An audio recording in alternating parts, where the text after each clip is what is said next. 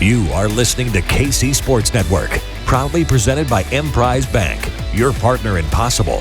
What is up, Chiefs Kingdom? Welcome into today's episode of KCS An Update, presented by DraftKings Sportsbook. Our friends at DraftKings Sportsbook. Super excited to be back with another week of episodes for you guys here. Today, I've got a banger of an episode. I don't know if you've been seeing it around on Twitter. It's been going around a lot on my timeline. The East-West Shrine Bowl is moving from Las Vegas, Nevada to the DFW, Dallas, Frisco area.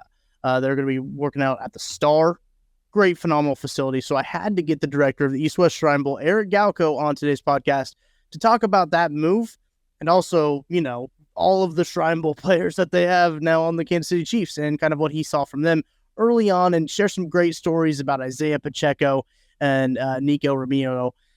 There's going to be some great stories that we're going to hear trickling out of camp, out of mandatory mini camp that started on Tuesday, but also just these stories hearing up now, leading up to some great stories. Even today, Eric Prince has some great stories Eric shares as well. So very excited for you guys to hear my conversation with Eric, one of my absolute favorite people to just chop it up with.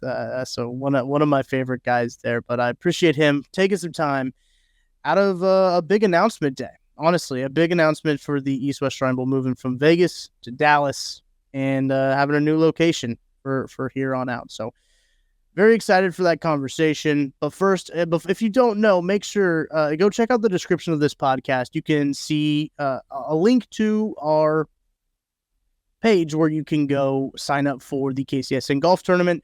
That is going to be July 29th at Sunflower Hills Golf Course in Bonner Springs, Kansas. There's going to be tacos. There's going to be bourbon. Shout out to Holladay Distillery for the bourbon, Mission Taco Joint for the tacos. It's going to be a great time. So go find that link, download to subscribe. There's going to be a whole lot of fun. There's going to be giveaways. There's going to be swag. There's going to be a chance for one golfer to hit a shot for $1 million. So you don't want to miss out. $500 per foursome. Go check that out in the link in the description. A lot of cool stuff coming up with KCSN. That's July 29th. Mark that down on your calendar. Make sure you remember July 29th for the KCSN Golf Tournament, the second annual one, benefiting the KCSN Foundation. We do a lot of cool stuff there.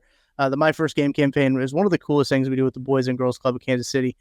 We send kids who have never been to Arrowhead before. We give them their first experience at Arrowhead because everybody knows how special that experience is. We also do the Feed It Forward campaign with Hope Faith in Kansas City with Homeless Shelter, and also the toy drive as well with Operation Breakthrough during Christmas time. One of my listen, I love all the things that we do with the KCSN Foundation. It's super, super cool, super fun. But before we get into the conversation, I wanted to give a little bit of a rundown of what happened to mandatory minicamp. Chris Jones was not there. I know a lot of people speculated if he was going to be there or not. Posted a few cryptic things on his Instagram story, but was not in attendance on day one of mandatory minicamp for the Kansas City Chiefs. Listen, not the end of the world. Still June. No one should hit the panic button. Chris will probably take a little bit of fines here and there if it's going to help him get some leverage and get some money that he wants to get. So I wouldn't fret quite yet. I'm not smacking the panic button. It's okay. It'll be okay. Chris Jones not in attendance on day one. A couple of other players not in attendance. Blake Bell of note, and Jerk McKinnon as well, not in attendance as well. A couple of players were working back from injury, but were in attendance. But not the end of the world, okay? Not the end of the world. Trust me. We'll be all right. Chris Jones just working through some stuff. If he's not there tomorrow or today, it's okay. It'll be okay. These aren't won in June. These contract battles aren't won in June. So he's entering the last year of a 4-year, $80 million contract that he did sign in 2020. I believe it was right after the Patrick Mahomes deal or either right before. They're right around the same time. That same offseason, I believe they extended Travis Kelce. They extended Travis Kelce, Chris Jones, and they also extended Patrick Mahomes. So an incredible offseason for Brett Veach and company getting all those contracts done. But don't fret. That's what I'm here to tell you. He didn't show up, but it's okay. It is okay. All right, now let's get into the conversation I had with Eric Galko. Here is the director of the East-West Shrine Bowl, Eric Galko. All right, Eric, thanks for taking some time, hanging out with me here on today's KCS An Update, talking some East-West Shrine Bowl. I'm sure you've been busy. A new announcement coming out from the East-West Shrine Bowl. If you haven't seen it already, why don't you tell us a little bit about what's going on with the Shrine Bowl? No, we're super excited. We've had the last 2 years we've been in Las Vegas. Las Vegas was an awesome home for the East-West Shrine Bowl. We loved our time. there, and we had a chance to play in Allegiant Stadium, one of the nicest facilities, nice stadiums in the NFL. The Raiders facility, one of the nicest practice facilities. And after 2 years, we wanted to kind of reconsider other opportunities out there. Obviously, the growth of the game, I'm very happy to say, has led a lot of cities and a lot of areas want to have the game. And we were thrilled to speak with the city of Dallas and the city of Frisco about having the Shrine Bowl there. They're one of our finalists even 2 years ago before moving to Vegas. And the opportunity for us to practice and play in the Star, which is the Cowboys facility, which them and the Raiders probably the two nicest in the NFL, and get a chance to have our players be there and our continued focus on player health, wellness, and enjoyment. As great as the event was in Las Vegas, I think we did a best-in-class event there for every facet, NFL teams, media, players, agents, etc. I honestly believe strongly that the Dallas area is even better. And we had success in Las Vegas. We've had growth every year. So hopefully people trust me that to move that momentum to Dallas, it's for a really good reason. We're really excited to be in Dallas and Frisco. For sure. That's a question I wanted to ask you too, is that a lot of people will see Las Vegas, Nevada on the where the East-West Shrine Bowl is and be like, that's a destination that people want to go to. Yeah. And us being there both years that it was there was a great time. We had a great time out there in Vegas, not only because of the event, but also just being in Vegas. So, I know you guys had a good time in Vegas. So why move it? I know that. Yeah, it was very selfish for me. It was very selfish for me to move from Vegas for everyone's business expenses. No, I think for me, and I think for us in the Shrine Bowl is Frisco and Dallas, I think give us a better chance than we could have in Vegas, to be honest, of building a great community, right? And the city of Dallas and Frisco, one of the areas that they said they want to be good partners with us is kind of have the Shrine Bowl be Dallas, Texas, and the state of Texas's all-star game, which for a lot of reasons, high school engagement, local community, Jerry and Stephen Jones and that whole Cowboys group is great at kind of working with companies they work with on a close basis and promoting them. And then obviously all the great colleges and universities in the Dallas and greater Texas area. I think it created opportunity for us to kind of build some of the momentum, but also kind of the cohesion of the local community. And Las Vegas is great, but I think people kind of think of Las Vegas more as a stop and a destination, whereas Dallas can really be a home for us long-term, we hope.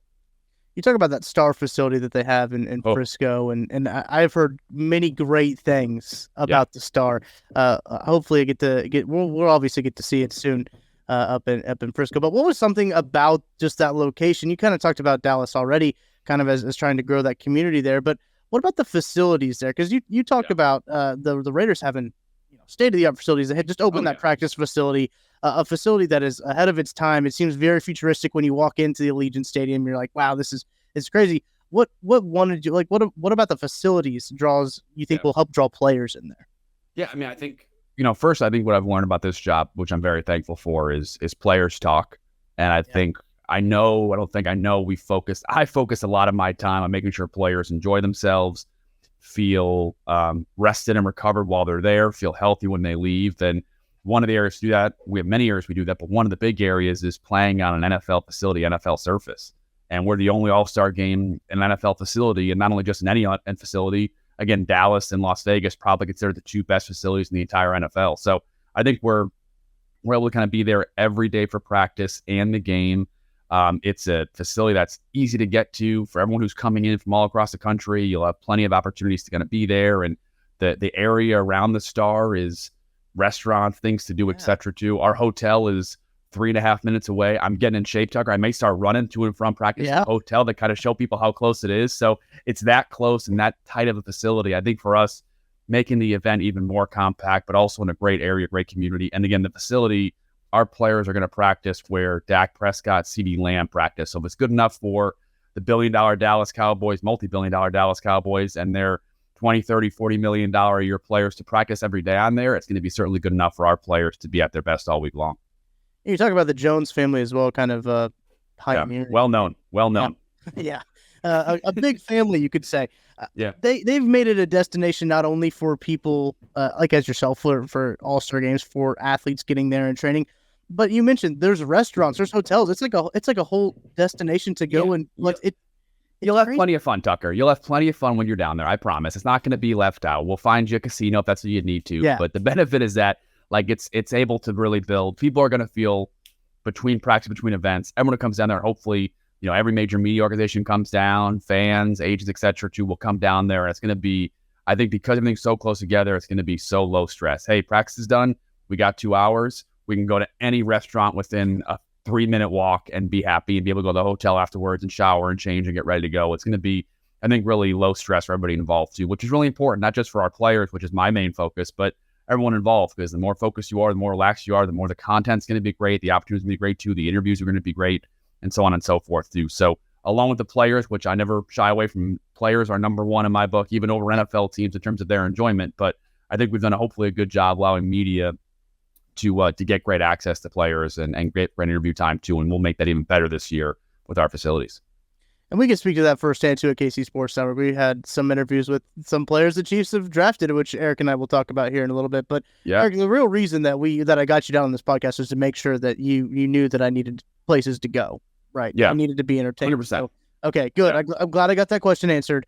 I will be entertained, but yes. Very excited. It's a lot shorter of a drive, Dallas to Kansas City, than Dallas to Las Vegas. So I thought of you guys. I thought of you guys for the move too. We consider Kansas City, but outside of that, Dallas was number 2 after that for your guys' sole ability to be, easy going. So I appreciate that. So let's talk a little bit about the Chiefs draft class, because listen, they hammered Shrine Bowl players, not in the draft and in the undrafted free agent market. I know us here at KC Sports Network, big Keandre Coburn fans. What do you see from Keandre and what kind of he can bring at the next level? I think it's always interesting to me when guys who are leaders and outspoken kind of fit to the NFL, because obviously Keandre grew into that role in college and he's still that person right now. And obviously he's going to be a rookie and a guy on a Super Bowl team, so he's got to kind of pick his spots. But I think you'll see him, I'm sure, as being a guy players gravitate to. And I think that gravity as far as a person also fits on the field as well too, because he's going to be really tough to move and allow other players to be successful. That's one thing he did at a really high level at Texas, is allow not just linebackers to blitz in the A gap or B gap around him, but also his fellow defensive tackles. Moro Jomo played in the Shrine Bowl.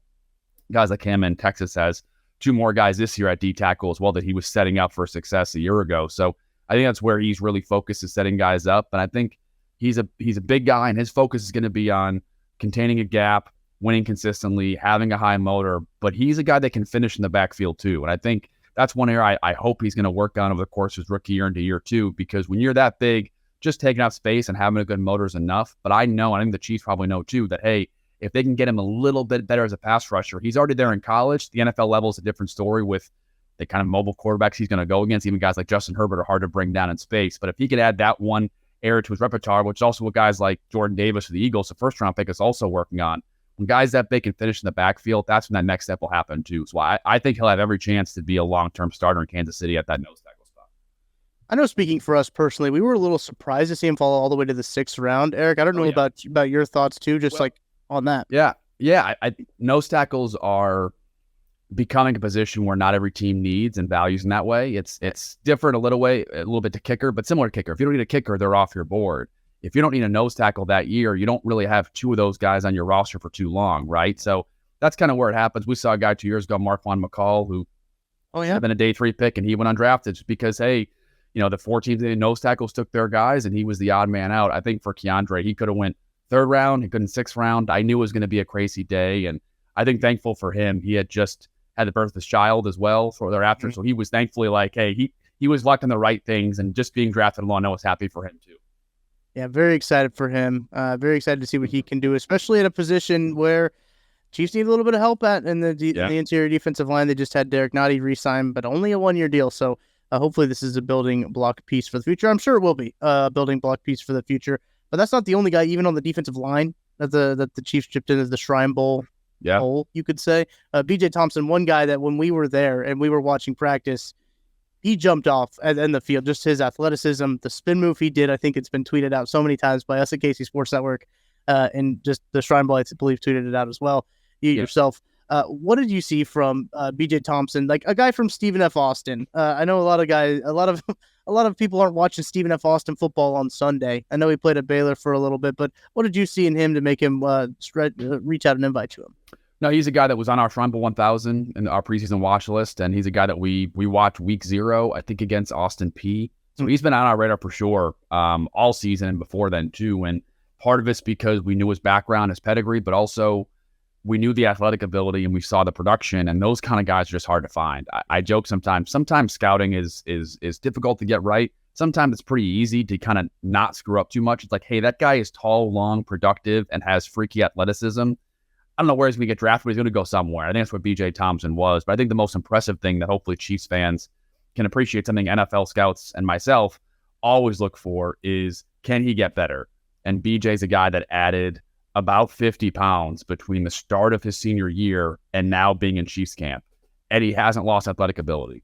And his pass rush repertoire, I think, is a bit limited. He's probably got 3 of 9 possible moves in his arsenal right now, but he added 2 of them in the draft process as well. So I think for a guy like him, he's a little bit older for a developmental or project kind of guy, but he's so long and athletic. He's going to help you on special teams, on field goal block, and then maybe, 3-4 snaps a game by midseason. But I think by the end of the year, he'll be ready to go. He's a smart kid who wants to kind of get in the field as soon as possible. I think by playoff time, he can be part of your rotation. And I think long-term, he's got a ton of upside to, at worst, be a 3 special teams guy and be a rotational defensive lineman, and potentially much more with that athletic ability. Very excited to see what they can do with him. As you mentioned, another year with a year to get him developed in this offensive line, to learn from guys like Charles Omenihu, who could be really big for him. Chris Jones, a guy like that too. And especially, they got a lot of young guys on the defensive line, a guy who I think is not really expected to come in and contribute a whole lot. I think that'll help him, especially in the development, to not have so much expectation on him. But very excited to see what he can kind of do with Joe Cullen, and especially with the leaps and bounds that you saw from the Chiefs defensive line last year with Joe Cullen. See what kind of Joe Cullen can do there, because he's not the traditional Spags type end, but I think that Joe Cullen liked him enough to want to spend a pick on him. Yeah, for sure. You guys have taught me a lot about Joe Cullen and that defensive line and the Spags prototype, but everyone is like drilling me home on that too. So I know the Spags prototype as well too. I know that B.J. Thompson will work his butt off to fit that prototype, because I know it's so important for you guys and your precious prototype at D-line. Listen, we don't care about the prototype. You guys care. Yeah, you guys care more than the Chiefs do, apparently, I think too. So I think so. That might be true. Let's see. That might be true. We'll talk some more Shrine Bowl guys who are coming to Kansas City. We'll talk a little bit more. We got to take a break first. Got to pay some bills, but we'll be right back after this. Thanks for listening to KC Sports Network. Make sure you download our new app. Find it on the App Store or Google Play. Just search KC Sports Network. Entertain, educate, inform. KC Sports Network. All right, hanging out here with Eric Galko, director of the East West Shrine Bowl. Eric, has it calmed down a little bit? When does your busy season start for the East West Shrine Bowl? I'm a workaholic, so it's technically like never really stopped. Honestly, the easiest time for me was probably during March and April. As crazy as that sounds, we're still doing stuff, but I'm focused on helping and talking to our players, which I view as like not really work. Right? I was able to kind of like shed some light on these guys, and really by like the middle part of April, there's not a whole lot I can do to help these guys get drafted earlier. Sometimes in March and April, I can help these guys interview prep or talk about what to focus on, or help NFL teams kind of understand who these guys are. So I think March and April are probably my slowest times. But no, we released the Shrine Bowl 1000 in July, which is 1,000 players. We've evaluated, written up, verified who they are, and there's probably 2,000 more on top of that we've already evaluated as well, that we got to kind of cut to that 1,000 list. So we've been working on that since January of this year during Shrine Bowl week, and then all up till now too. And I'm thankful to kind of be able to go to a lot of colleges and speak to their players and meet with a lot of programs this time of year too. So not a real slow season for us, and certainly with the announcement, it hasn't been slow for a while too. So I'll get my rest in March, April, and then watch these guys get drafted again in 2024. Love to see it. I'm very excited. And I know I've kind of started looking ahead at the college football season, looking at some of these guys that could be potential game busters, game playmakers for these programs as we start to gear up towards college football season. But Nick Jones was the other guy that the Chiefs drafted in the draft from the Shrine Bowl. I know a guy that when he was drafted, I think a lot of people made a lot about his special teams ability, and maybe not as much as his coverage ability that he does have. In the tweet that you made about him, he's a physical premier cornerback, and you could see that in practice from day one at the East West Shrine Bowl. 100%. He showed that all week long and really all season long in his senior season. I think, for a guy like Nick, his ability to be physical in college, there were probably 6-7 snaps his senior year that he'd want back, but that's what you get out of a physical corner. And that's why I think NFL teams like that he didn't really mind, being aggressive all the time too. And he's a guy that's still getting better, still developing, coming from a MAC program. He's going to make a big leap by year 2 in the NFL. I think he's a guy that I hope he doesn't play too much outside of special teams. He gets a chance to really hone his skills because they got a lot of good young corners in Kansas City. I think for a guy like Nick, just to kind of be around the talent they have there for a year is going to help him immensely too. But physical, confident, aggressive, can be a great tackler, can finish downfield. I think the week at the Shrine Bowl really helped him too. He really only slipped in the draft to the 7th round. I thought he was going to be more of a 4th, 5th round guy based on his body type. It's just because he didn't run at his pro day all that well, which I think was a bummer. And that's just one of the difficulties with the draft process, that you have kind of one bad day, you're not at your best, and people judge you on it forever. So I think for me, that was part of my March and April, is telling teams like, hey, check the GPS numbers from the school. Don't overthink this, right? He's not at some sort of slow corner. He is a good athlete. You could see it on film. And I think the Chiefs were one of those teams for sure that said, hey, we know the kind of athlete that he is and can be. So I think he's a guy that I hope gets a chance to develop for this first year. Again, the Chiefs' depth at corner makes that luxury picks probably too generous, but they don't need him right now until maybe late season, come playoff time, barring injuries, and hope he gets that chance to develop. Because I think by year 2, year 3, you see a guy that has the traits, the body type, the physicality to develop into a top 3 corner on most NFL teams. I think he has that upside potential. Yeah, I'm very excited to see what he can do and add to the Chiefs. But, I think some of Chiefs Kingdom, especially, as we're getting mandatory minicamp started and underway, a lot of Chiefs Kingdom has been very excited about Deneric Prince. I've seen some people call him the next Isaiah Pacheco. I know you're very high on Deneric Prince. I think I said that. I think I'm people, Tucker. I think I'm the people that are saying that. Well, you on your tweet you said Pacheco like running back, but I've seen multiple people say like, "Hey, this guy's the next." Yeah, they're all copying you. You're a trendsetter. That's it. I was first. Yeah, you were first on it, but no, he's a lot like him, man. I mean, I know even if you go to Math Bomb, my guy Ken Platt, right? Like you compare those two guys on there, they're identical. And I think Pacheco was definitely, because he's one of the best in the NFL at just being like, doesn't give a crap about contact and will fight through anything. I think he's pretty special in that area. Prince isn't any softy, by the way, but that's Pacheco's like real, I think, special skill set. But I think Prince probably has more lateral juice and upside there. And out of the backfield too, as a pass catcher, showed that in Shrine Bowl week too. But the Chiefs running back, I'll defer to you guys on how they're going to work that room. But having two basically change of pace, right? When the defense gets a little tired, you can put Pacheco in there or Deneric Prince. I mean, defense are going to have a tough time bringing that guy down when they're a little bit tired. That's what I think Deneric Prince can bring to them as a rookie. But body type, athleticism, 40 time, all that stuff. Yeah, man, he's very Pacheco-like, if not Pacheco, very much like. I'm very excited to see you. You said you defer to me about the running back room. Listen, I don't think we know what's going to happen with the running back room. They've got so many different things that they can do. Jarek McKinnon coming back, signing that 1-year deal, and they obviously got Clyde back for another year. Isaiah Pacheco was a huge hit and a huge success. I'm curious, Eric, as a guy who invited him to the Shrine Bowl, he shows up at the Shrine Bowl. How does that make you feel to see a guy like that go in and have such a big year in his first year after going to your All-Star game? It was awesome. And, one thing I'm very conscious of is, and I think in my job and running an All-Star game, some people want to kind of claim credit, just like anybody in everyone's position, right? Hey, this is me. And I think a guy like Pacheco, I'll take the credit in that we liked him all year. He was part of our first round of invites back then. We had no reservations being a player. In fact, I was shocked he went 7th round, not just off film, but after the combine. But I think what I learned about Pacheco in the draft process, in his senior season, and then at the Shrine Bowl was just his ability to kind of like get rid of everything else doesn't matter and just be focused on the task at hand and playing in the NFL. That's all he cared about. He told me back in late fall of that year, like, I don't care where I get drafted, man. I'm going to go it. He actually played in the Hula Bowl, which again before the Shrine Bowl, with a lot of players will say no on the Hula Bowl and go to the Shrine Bowl. And he's like, I made a commitment. I'm good. I'll just play 2 weeks. And like for him, it was so casual.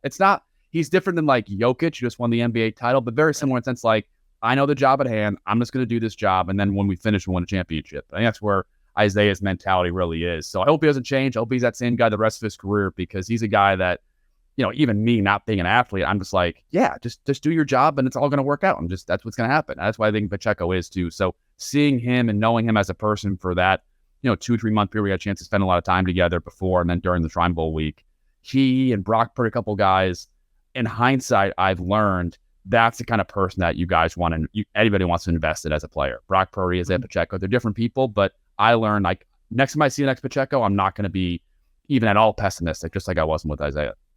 I remember when we talked to Brock Purdy too, and one of the interviews we have, I don't think we put it out on the KC Sports Network channel, but one of the first interviews we did at the Shrine Bowl, and we talked to him, and he's like, yeah, I don't really know where I'm going to go, but I'm just going to go, and I'm just going to, he's going to go, and he's going to do his job, and that's the same thing with Pacheco. I remember we didn't have him on our list initially when we were coming to Vegas, right? The Rutgers running back doesn't seem very sexy to talk to. Yeah. But when we went to that first day of practice and we saw him run down the sideline, we're like, oh, we got to talk to this guy. He's a good one to talk to. Yeah. No, I mean, after that week of practice, he was awesome. He did some stuff out of the backfield. Obviously, he's still getting better there, and we'll continue to get better at that. The Chiefs are going to want to get the ball in his hands as much as possible, I'm sure, over time. But again, I was just the Chiefs stole him in the 7th round, like towards the end of the 7th round too. I mean, he's that kind of person interview wise. He's that kind of player on film. He's got that toughness you want as a running back. Then he runs a 4.39. Yeah. I'm not trying to judge teams. Like, what the hell are you doing letting that guy fall to the 7th round? Like, I don't care how much don't have extra value. That guy's always going to stick. And I think the Chiefs, like they usually do the last couple of years, they've really hit on some of these day 3 picks to be rotational guys, if not much more like Isaiah. Absolutely. There's one more guy I want to talk about that the Chiefs undrafted picked up, but we got to take one more break, and then when we come back, we'll talk about it. Thanks for listening to KC Sports Network. Make sure you download our new app. Find it on the App Store or Google Play. Just search KC Sports Network. Entertain, educate, inform.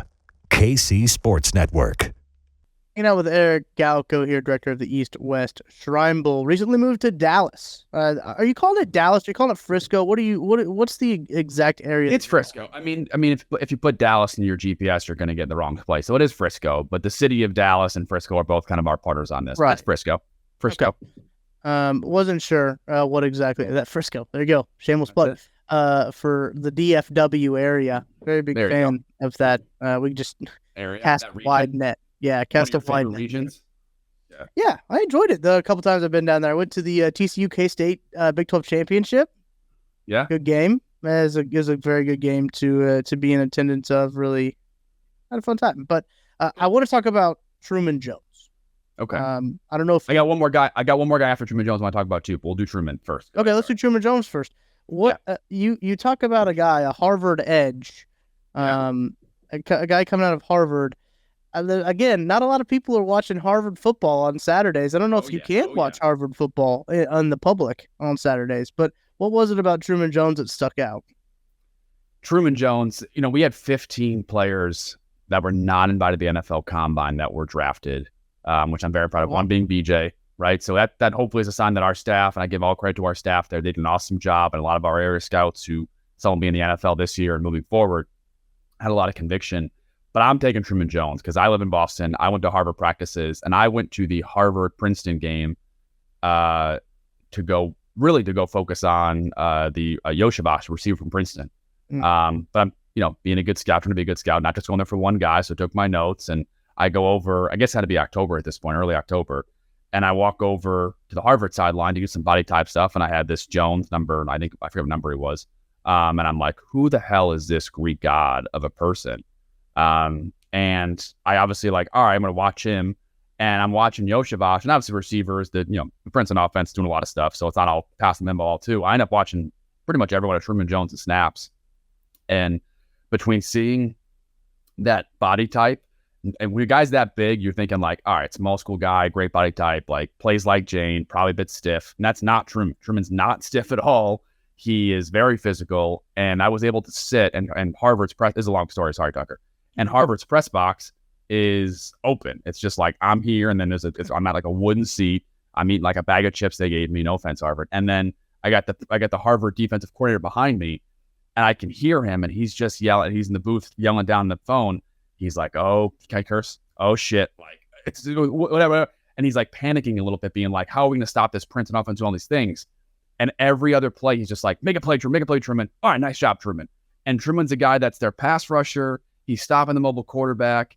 He's also being optioned all the time, and he's playing that right too. And I'm just this guy, it's cliche, but he's clearly smart as a defensive player, obviously a Harvard guy. Mm-hmm. He can bend. He's physical. And I was really sold right then and there. I have a text. I text our director of college. I'm like, hey, at some point, Truman Jones is going to get invited to the Shrine Bowl. It's just going to happen because I know who this kid is.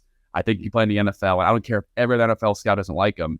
And I'll tell you, Tucker, I probably talked to 20 teams over the next week and a half. Not a single team had higher than just somewhere between a free agent and a mini camp rate on him. Oh, wow. And I said, F it, we're inviting him. And we invited him in early November, part of our second wave of invites. And I think he had a great chance to be drafted. I know he was in consideration for the Chiefs to be drafted in the 7th round, but I think after the Shrine Bowl and his whole draft process at his pro day I was at too, I think he showed NFL teams that, again, sometimes scouting's not that hard. He's smart, he's physical, he's athletic, and he's been productive at the FCS level. Those guys have a good chance to make it. So I think Truman Jones, the guy, being an undrafted guy, I'm sure he and BJ are going to fight out for some roster spot and maybe some time too. But no matter what, both those guys have plenty of room to get better. No, I love that story. That's I've never heard that before. It's a real scout story, Tucker. It's a real scout just grinding away kind of story too. I don't have many of those these days, but that's one of mine. It's going to be one of my favorites. I'm going to keep it close to the chest because I love it.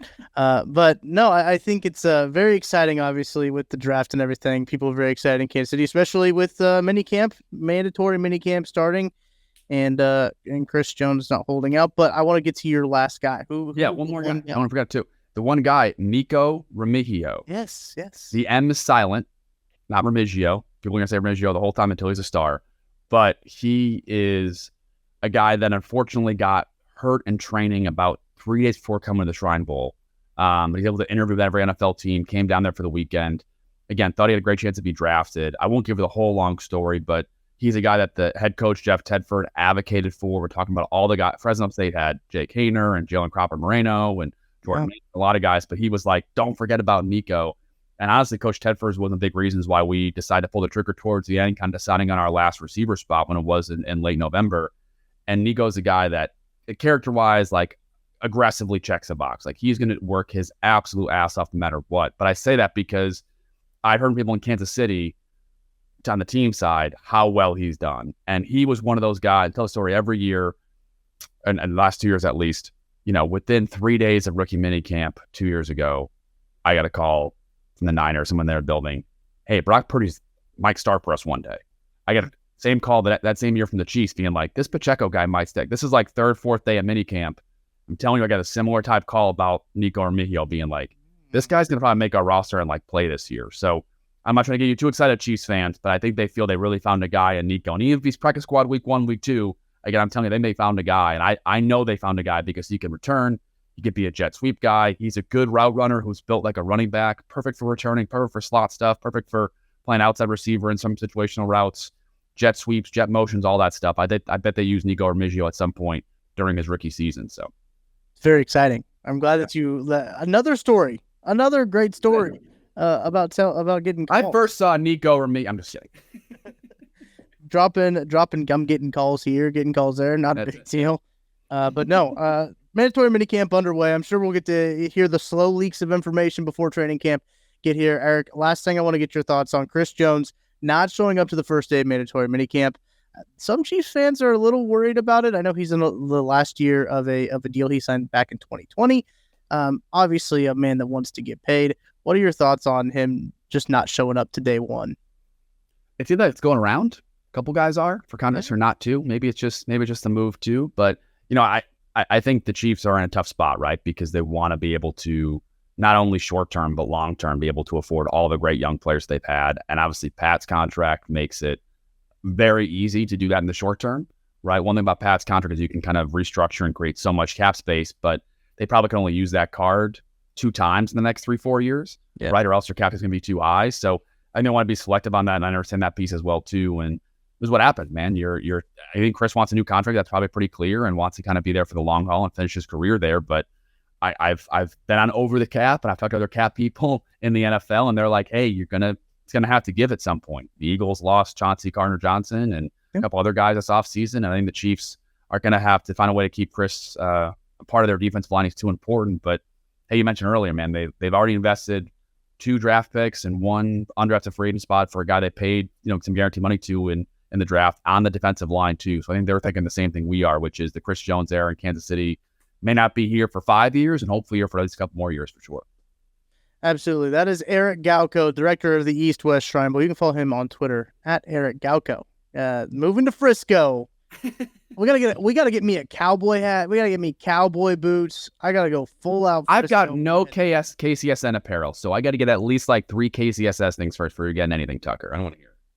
Oh, I wasn't saying you gotta get it to me. I'm just saying I gotta get outfitted for Frisco. All right, well, I will get you KCSN stuff. I will get you KCSN stuff. I'll pull some. Don't you know the big guy? Come on, BJ. I know the owner. So I will pull some strings there, Eric. Thank you for taking some time talking some Shrine Bowl. The big announcement. I know I had to talk to you about it as I saw the news start to triculate. So appreciate it, and we will talk to you again soon because listen, draft season. It's all year round. It's all year round for us here at KCSN. And if you missed Eric Galko on the KCSN draft show last year, you really missed out because it was it was a good treat to have Eric on that show. But I'll be back tomorrow for another episode of KCSN Update. So make sure you like this video, subscribe to the YouTube channel, also subscribe to wherever you listen to the podcast. Follow us wherever you listen to the podcast, and follow us on social medias at KC Sports Network. Follow myself on socials at Tucker D. Franklin. We'll be back tomorrow for another episode. So until then, I'll talk to you later. Thanks for watching this production of KC Sports Network, the fastest growing sports media network in Kansas City. Check out these videos that feature our team of more than 15 former players, insiders, and analysts bringing you the best Chiefs coverage you can find. Entertain, educate, inform. KC Sports Network.